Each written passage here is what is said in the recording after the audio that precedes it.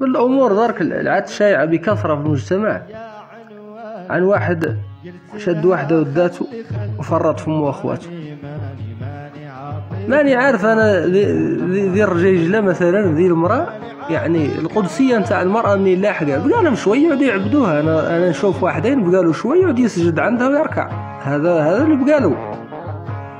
يزرق لهم ويزرق الاخوات، يزرق الاخوت، يزرق العائله، ما تلا كاع غادي له فحد كاع. عنده لا هذه الدعايه هو يزرجر تحتها كي الزنيطيط نهار كامل، يشيمشم كيف المشيش.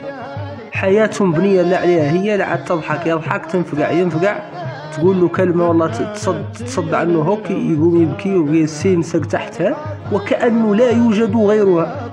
يا اخي في الناس يبدالون في الترك راحه، تقبضك واحده ما يصالح لك، تمين دخ عليك، تخسرك مع اهلك مع عائلتك، 3 شارط عليك، افتح لها الباب صفطها، يلا امشي ورفد لها دبشها كامل وزيدوا اشتري منه شي ثاني، زيدوا على ذاك ولحق لها وفراقك عيد. خساره فراقك عيد، شي لا يفرقك مع اهلك ما هو فرض عليك.